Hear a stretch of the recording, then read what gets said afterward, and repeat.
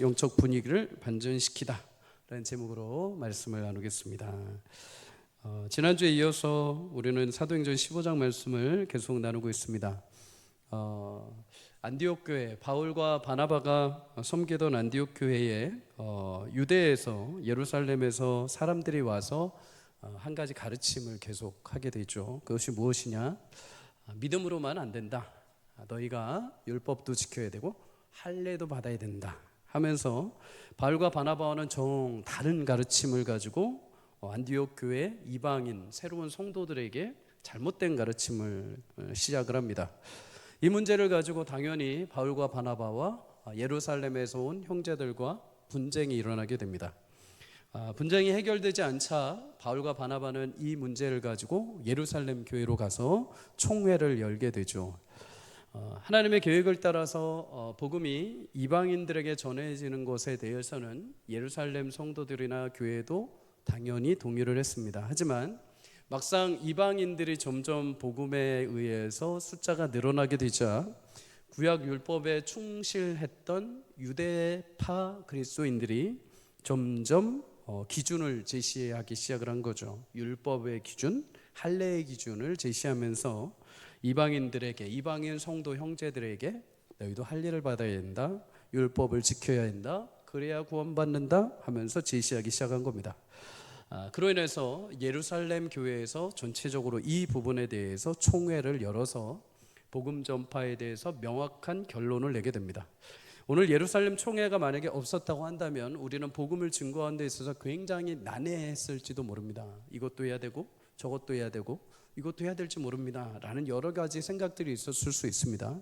그런데 성경에서 하나님은 예루살렘 총회를 통해서 명확하게 예수 그리스도를 믿음으로 우리가 구원을 선물로 받게 된다라는 사실을 알려주신 줄 믿습니다. 예루살렘 총회에서 복음에 대해서 열심히 논쟁이 일어나게 됩니다.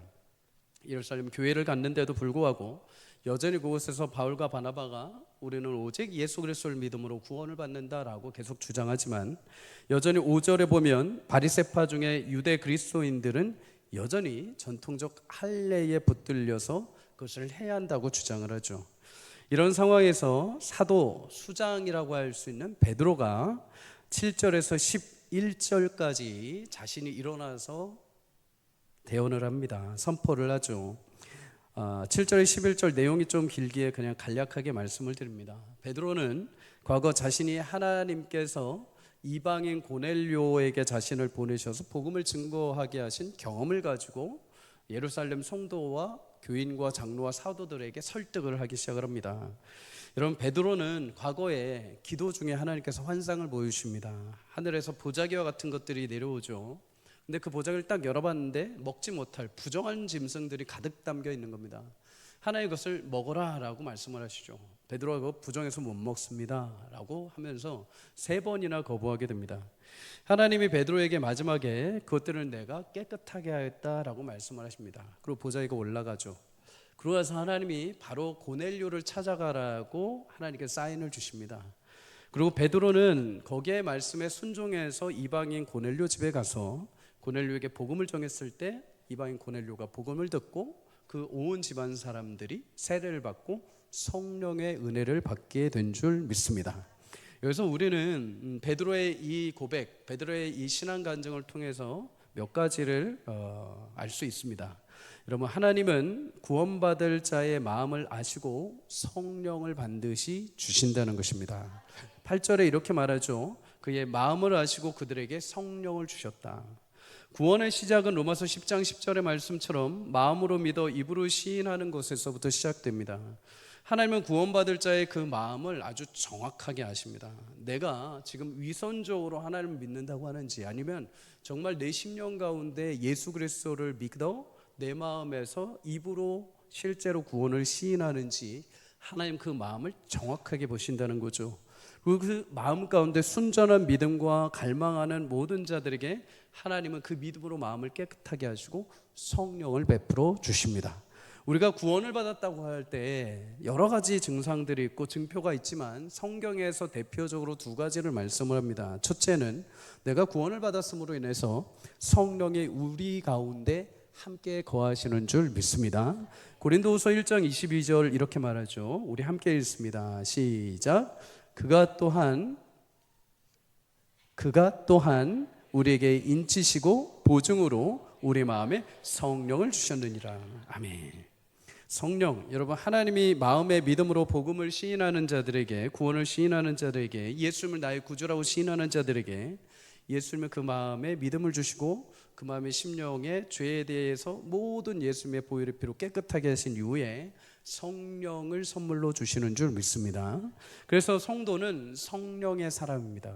성령의 붙들림 받고 성령의 인도함을 따라가는 자들. 성령은 어떤 분인가? 요한복음 15장 26절에 예수님은 성령님을 가리켜서 보혜사라고 말씀하십니다. 보혜사, 영어로 카운슬러죠. 상담자, 지도자, 보호자입니다.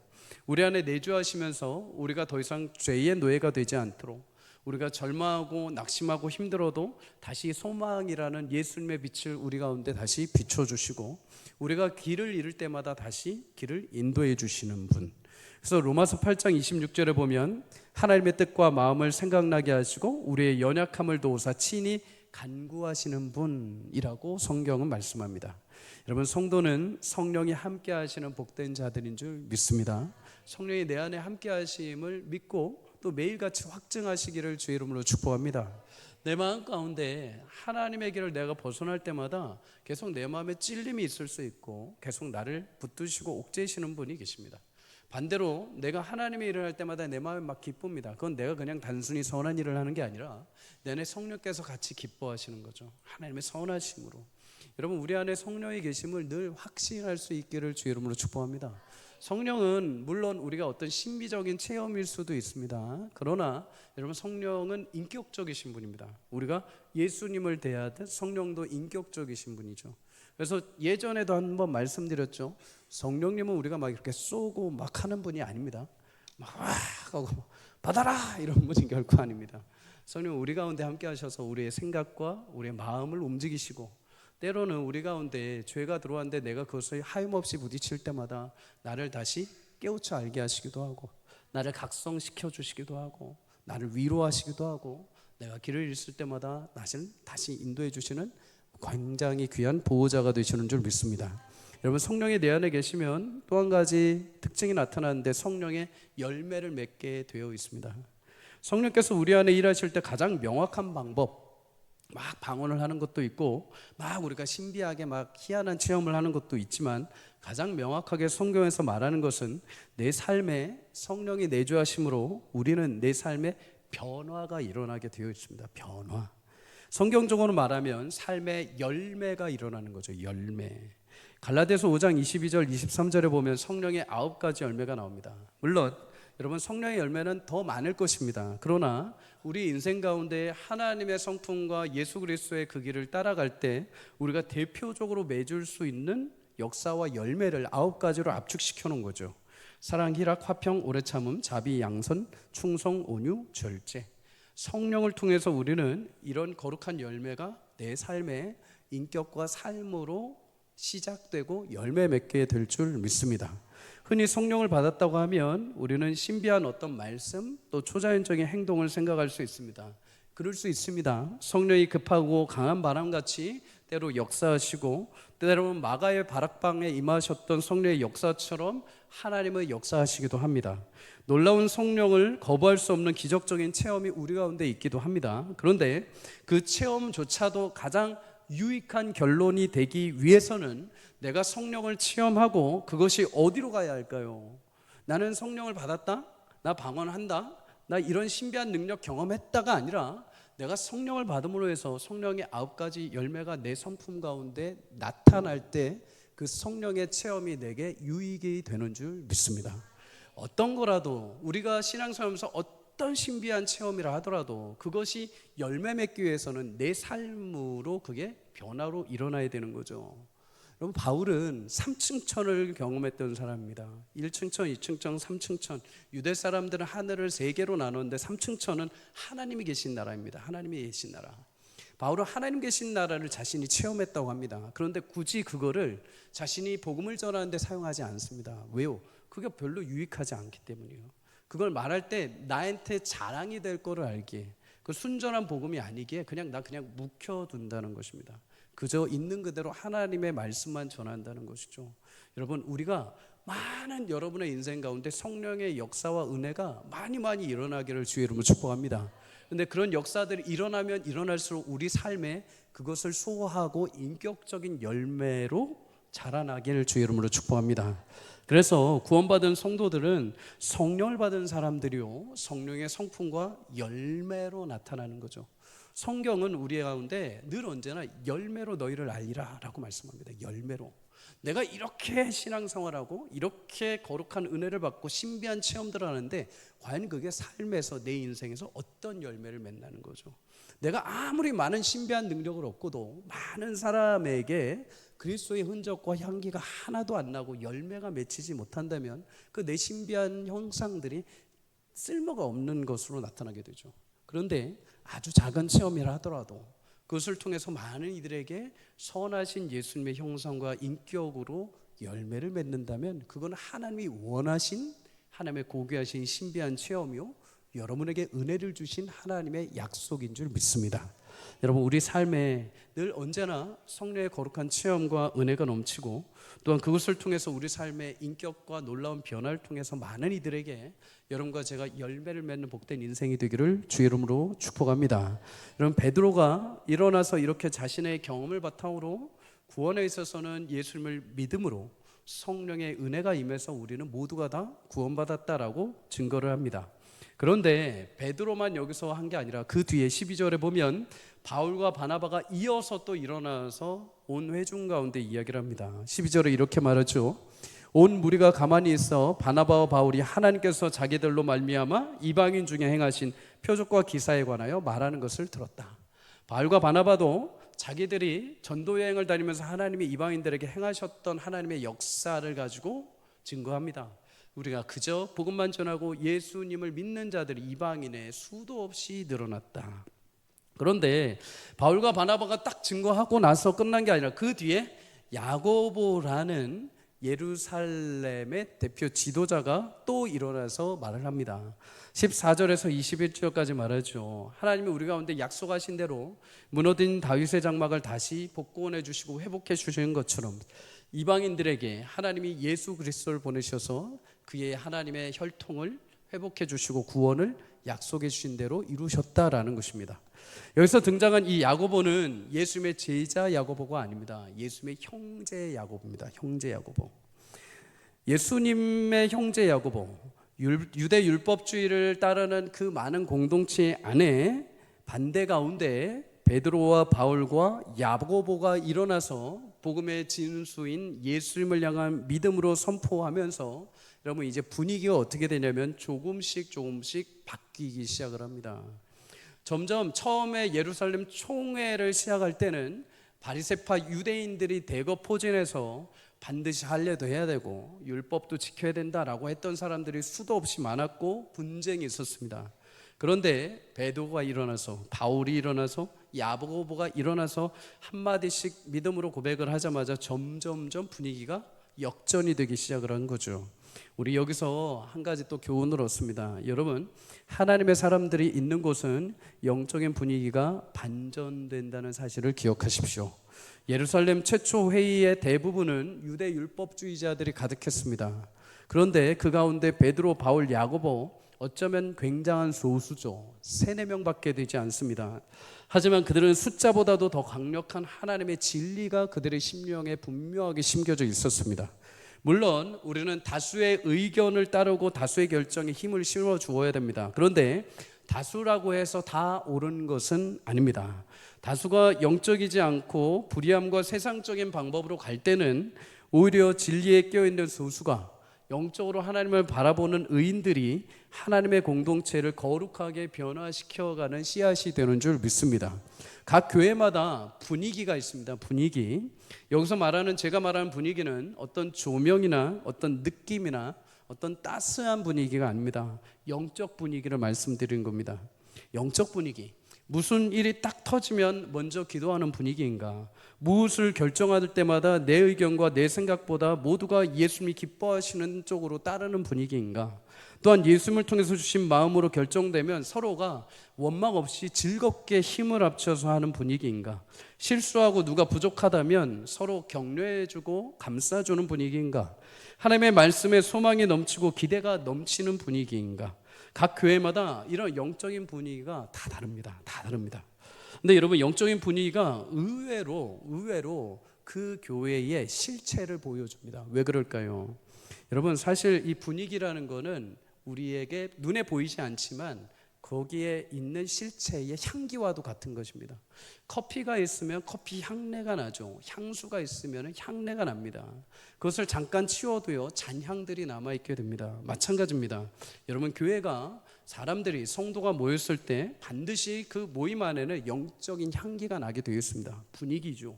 만약에 그 교회 분위기가 패배주의에 사로잡혀 있으면, 모두가 다 패배주의의 분위기에 사로잡혀 있으면 기도할 때도 소망이 없습니다. 기도하는데도 굉장히 힘이 듭니다.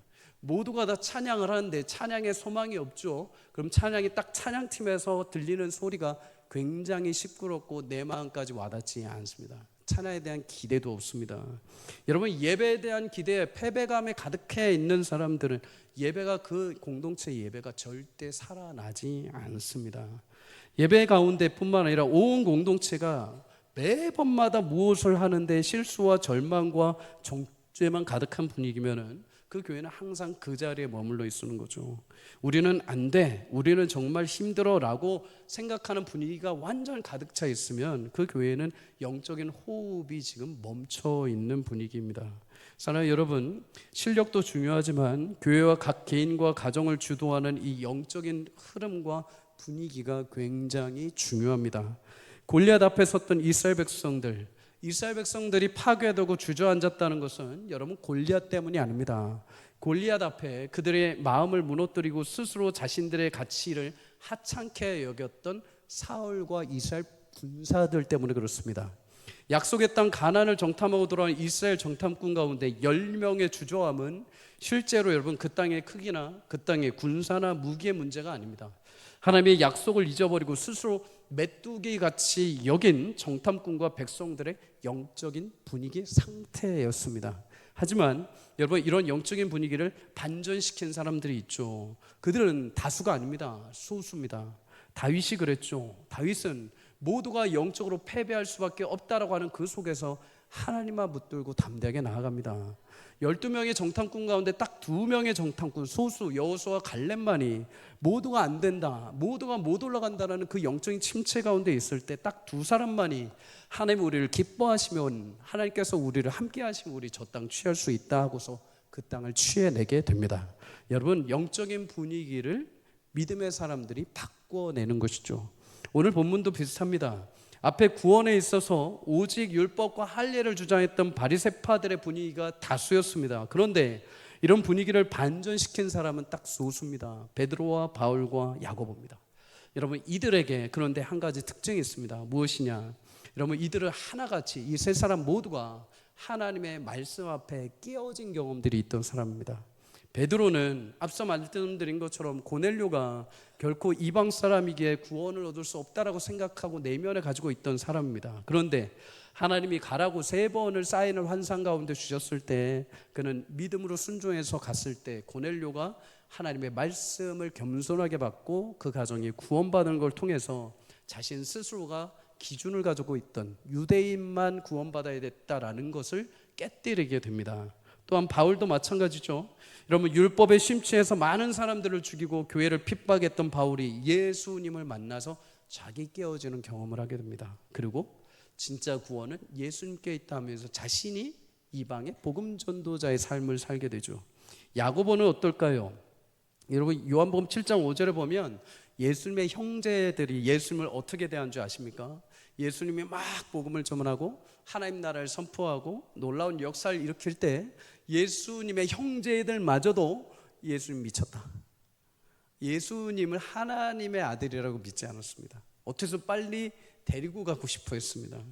그러던 야고보, 예수님의 형제 야고보가 예수님을 하나님의 아들로 믿게 됩니다. 왜요? 고린도전서 15장 7절을 보면 이렇게 말합니다. 그 후에 예수님이 부활하신 이후에 야고보에게 보이셨다, 이렇게 말씀합니다. 야고보가 예수님을 믿고 깨어진 것입니다. 내 형제 예수라는 저 사람은 굉장히 독특해, 저 사람은 좀 이상해 라고 생각했던 야고보가 부활하신 예수를 만나고 깨어집니다. 진짜 내 형제 예수님이 진짜 메시아요 하나님의 아들이구나. 그래서 그는 야고보서 1장 1절에 이렇게 신분을 바꿉니다.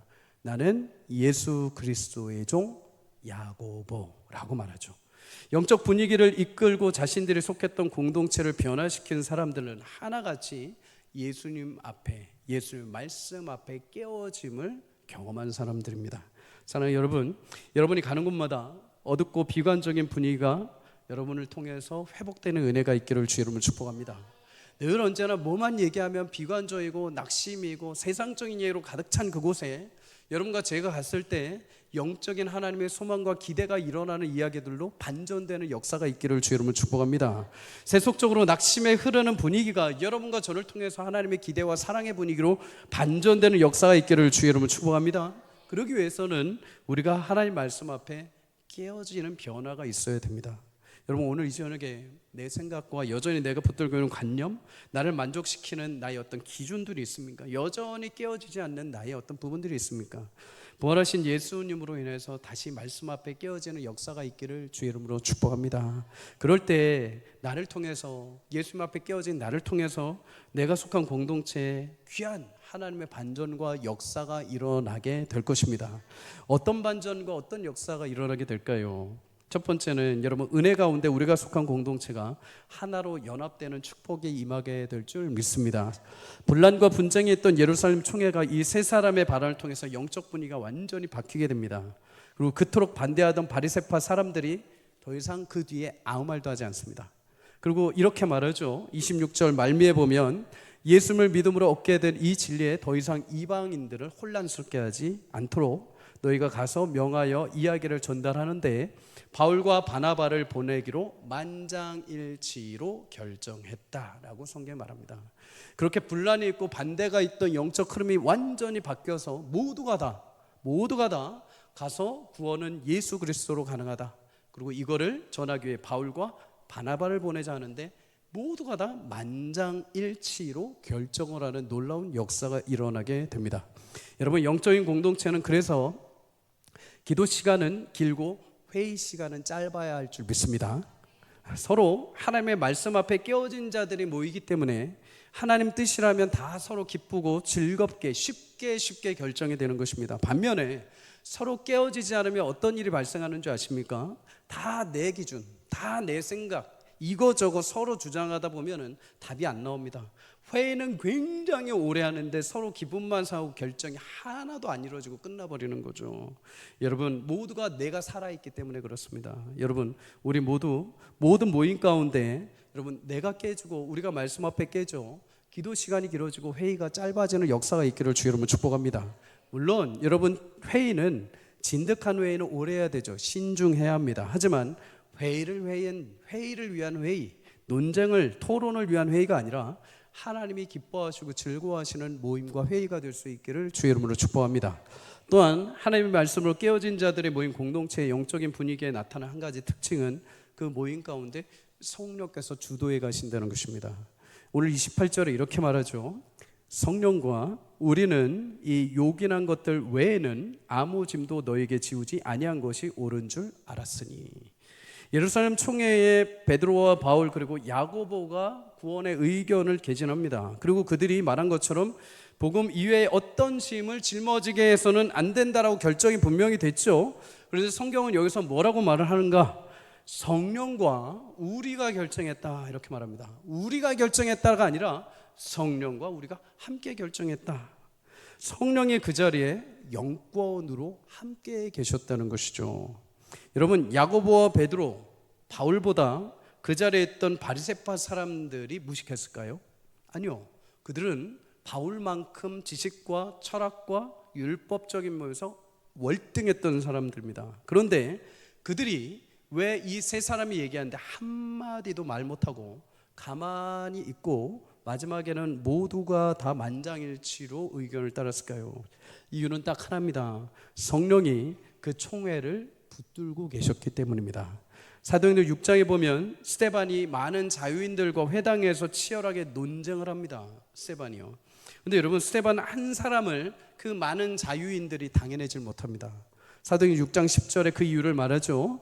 스데반이 지혜와 성령으로 말함을 그들이 능히 당하지 못하며.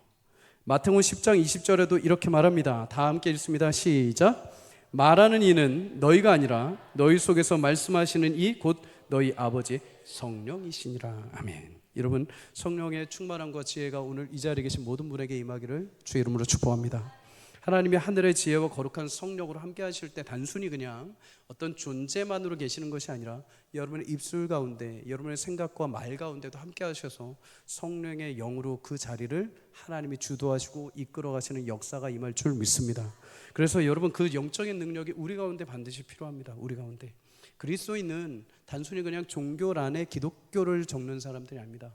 성령이 나와 함께 하시고 내가 걷는 곳마다 성령의 능력과 영권이 드러나는 사람들입니다. 나는 자격 없고 나는 힘이 없지만 내 안에 계신 성령께서 그렇게 이끌어 가시는 거죠. 가정마다도 여러분 분위기들이 있습니다. 가정 안에도 영적인 분위기가 살아야 될 줄 믿습니다. 그러기 위해서는 우리 부모님들이, 우리 자녀들이 내 안에 성령이 함께 거하셔야 되죠. 교회 안에 열심히 우리가 가정을 위해서 기도하지만 정작 그 가족 구성원이 하나님을 경외하지 않고 예수님을 모시지 않는데 어떻게 그 가정이 회복될 수 있겠습니까? 교회에서 열심히 기도하지만 반드시 그 가정에서 구성원들도 역시 하나님을 경외하고 성령의 충만함이 있어야 될 줄 믿습니다. 그럴 때 성령께서 그 가족 구성원들의 입술과 말을 통해서 하나님의 영권으로 주장하셔서 가족이 흔들리지 않는 것이죠. 가족의 주인 되신 성령께서 그들의 삶을 붙들고 계시게 요동치지 않는 것입니다. 사랑하는 여러분, 여러분의 가정과 우리 공동체 안에 성령께서 함께 하시고 영권으로 주장하여 주셔서 우리 공동체가 힘있게 다시 일어날 수 있는 역사가 있기를 주의 이름으로 축복합니다. 그런데 오늘 마지막으로 본문을 보면서 한 가지 다시 눈에 들어온 장면이 있습니다. 그게 무엇이냐? 여러분, 최종적으로 예루살렘 총회는 이제 복음의 능력으로 예수님을 믿는 믿음으로 가능하다는 것을 결론 냅니다. 그런데 야고보와 예루살렘 교회에서 안디옥에 있는 이방인 성도들에게 편지를 보내는데 구원은 예수 그리스도를 믿는 믿음으로 가능하다 함과 더불어서 한 가지를 더 권면합니다. 그게 28절에서 29절입니다. 우리 다 함께 읽도록 하겠습니다. 시작. 성령과 우리는 이 요긴한 것들 외에는 아무 짐도 너희에게 지우지 아니하는 것이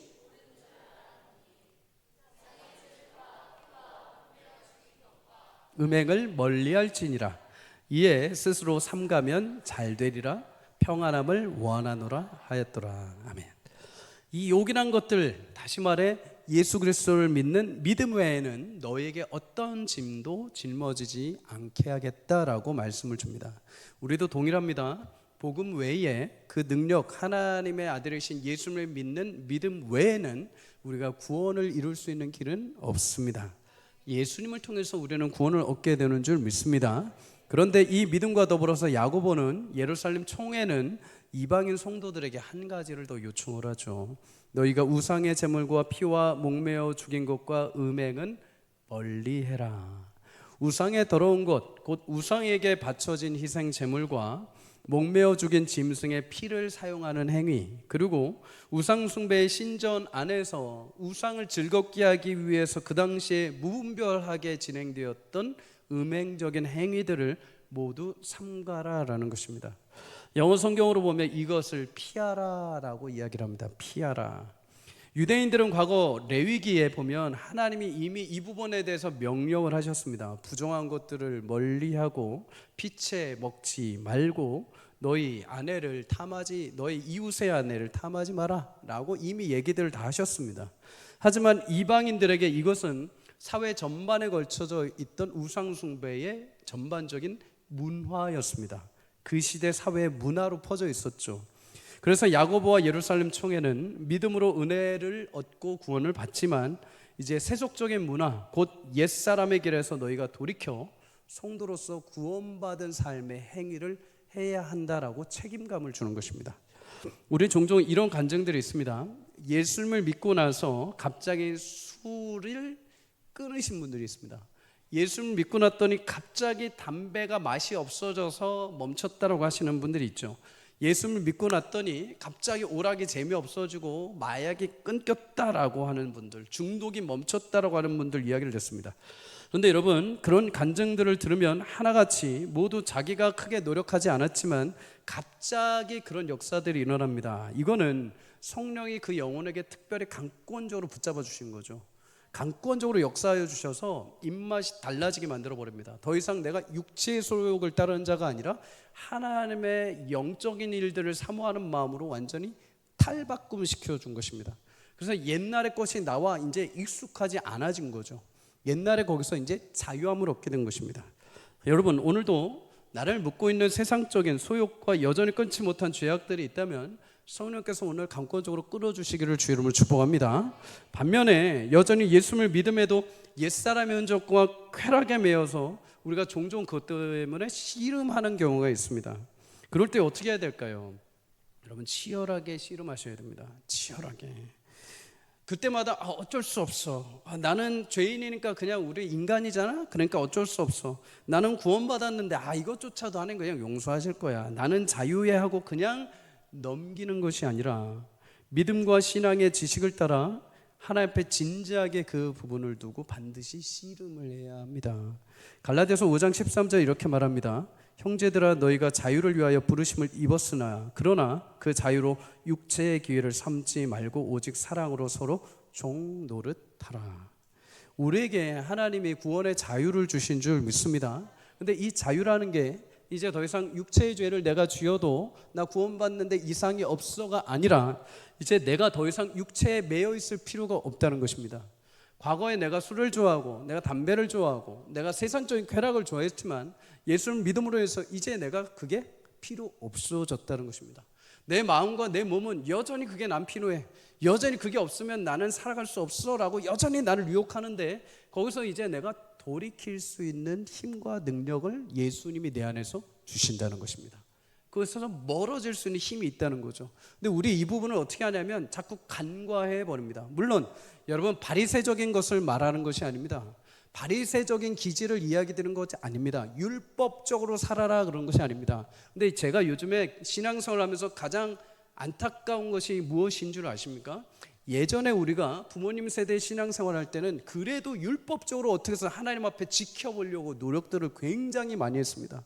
마치 새벽기도 한번 끝나면 안 가면은 마치 죄 지은 것 같고, 주일날 예배 빠지면 벌 받을 것 같고, 주일날 뭐 사 먹으면 하나님이 그 일주일 동안 내 모든 돈을 다 끊어버리실 것 같고 하면서 어떻게 해서든 하나님 앞에 살아보려고 발버둥을 쳤었습니다.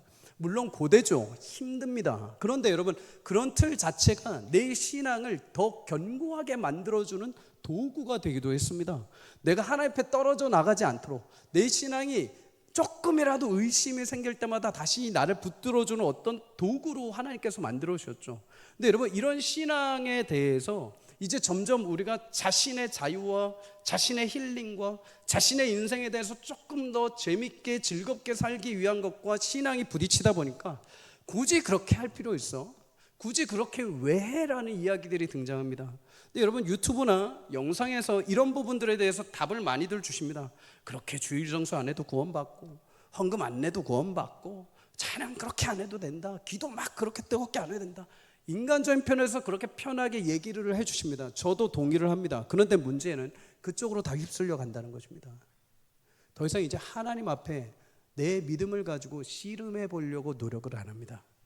더 이상 내가 그렇게 값지게 받은 구원의 은혜 때문에 내가 분명히 옛사에서 끊어지고 새 사람이 되었음에도 불구하고 그걸 위해서 목숨 걸고 내 믿음과 신앙을 지켜보려고 노력하지 않습니다.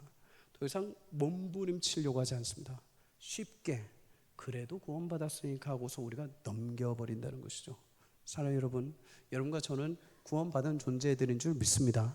그런데 그 구원받은 흔적과 그 구원받은 몸부림이 우리 가운데 아직 남아 있어야 될 줄 믿습니다.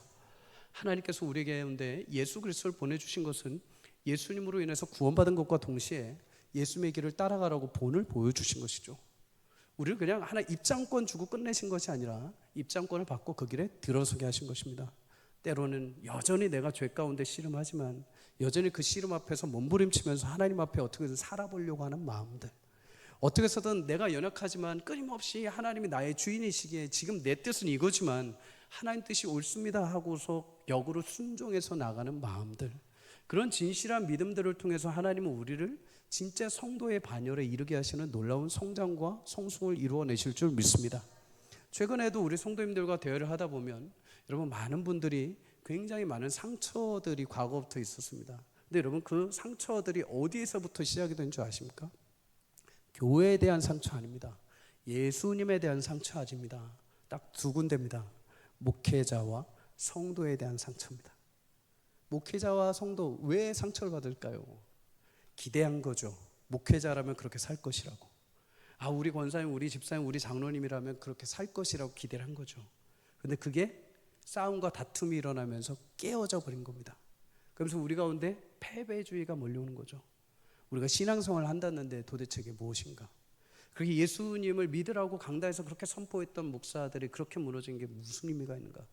그렇게 하나님을 사랑하고 주님 안에서 막 더 우리가 열심히 해야 된다고 했던 중직자들이 그렇게 싸우고 불러있는데 도대체 신앙생활 내가 왜 해야 되는가? 아빠가 목사님이고 권사님이고 장로님인데 교회에서는 막 웃으면서 이야기하는데 집에 와서는 왜 그렇게 돌변해가지고 나한테 대하는가? 상처들이 생긴 것입니다.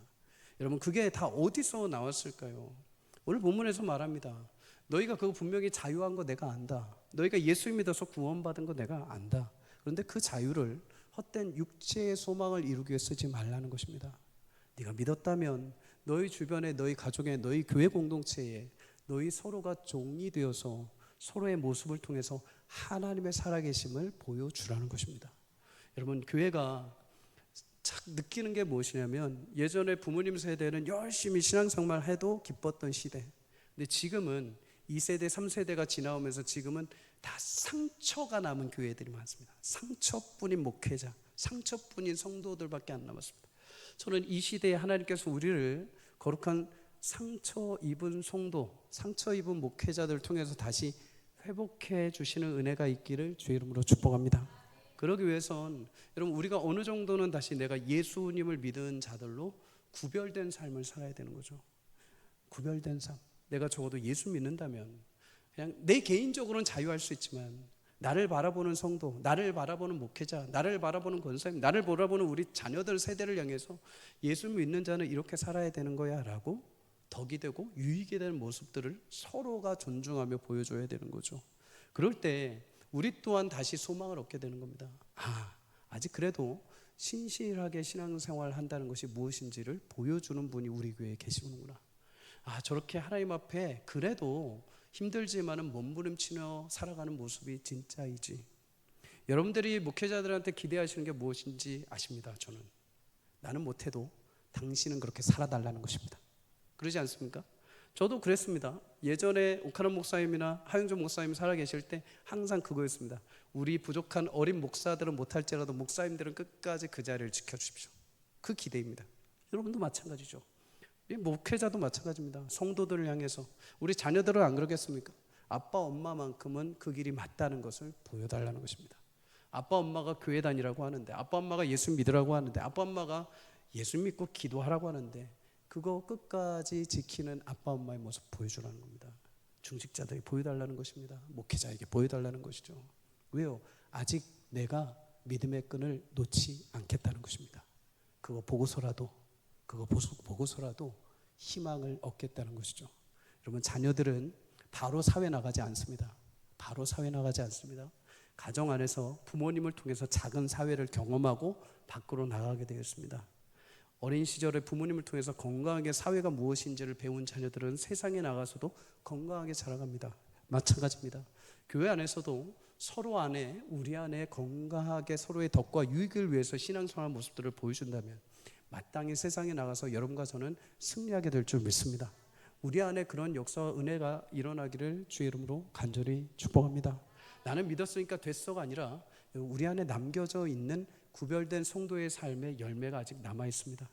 이를 통해 우리를 통해 죽어있던, 무너져 있고 실망했던 성도들이, 또 주변에 수많은 패배주의에 사로잡혀 있던 교회들이 아직도 교회가 비치고, 아직도 교회가 하나님의 역사 가운데 뜨거울 수 있구나, 아직도 하나님의 은혜를 사모하며 기도할 수 있구나, 아직도 하나님이 우리 지역교회를 살리고 계시는구나 라는 것을 여러분과 저를 통해, 또 우리 교회를 통해서 다시 한번 드러나는 복된 은혜가 있기를 주의 이름으로 간절히 축복합니다.